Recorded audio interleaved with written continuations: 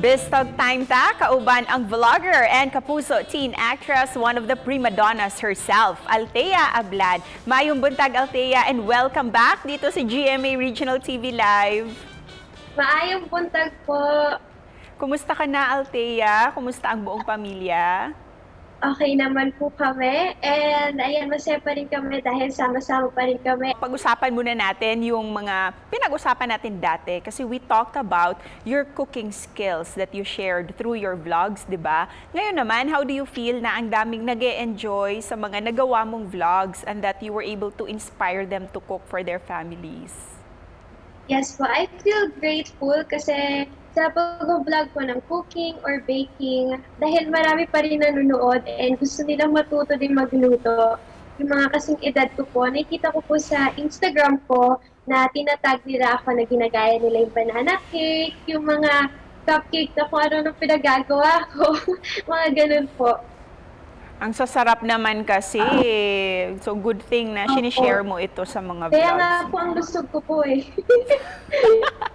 Lahat tayo. Kasi quarantine eh.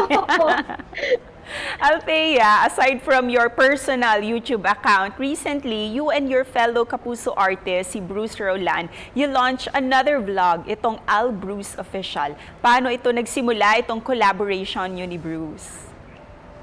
Yes po. Kami po ni Bruce Roland, nagkakasama na kami sa mga workshop and super close friend din kami and nakikita namin sa social media na siniship po kami. So why not? Try po namin magawa ng career namin vlog, TikTok account. So nag-click po siya. So masaya kami na madami kaming na-inspire din na tao and madaming natutuwa sa amin.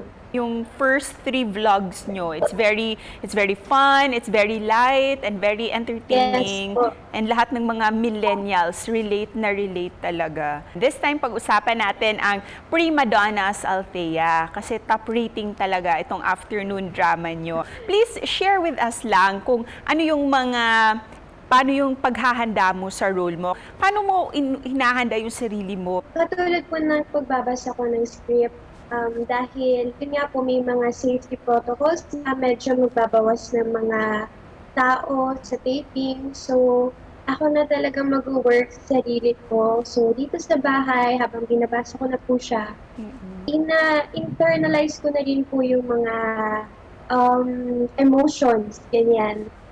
Dito lang po sa bahay. And chinachat ko rin po yung acting coach namin, si Miss Anne, pag meron po ako mga question about the scene. You can also sing very well. Ngayon, this morning, if you can sing your message para sa mga viewers natin, anong song ito? And please sing it to us this morning. At ngayon, nandyan ka na, di mapaliwanag ang nadarama. Handa ako sa walang hanggan, di pa sa akin, di ka sasaktan. Mula noon hanggang ngayon, ikaw at ako. Ang galing naman. Thank you so much, Althea, for singing it to us this morning. Daghang salamat. Thank you po. Thank you po sa inyo lahat. Ingat. Kining vlogging usagayod sa gikalingawan karong quarantine ug hinaot nga pinaagi sa maong platform makahatag og inspirasyon si Althea kaninyong tanan mga kapuso. Ug mobalik pa ang GMA Regional TV Live.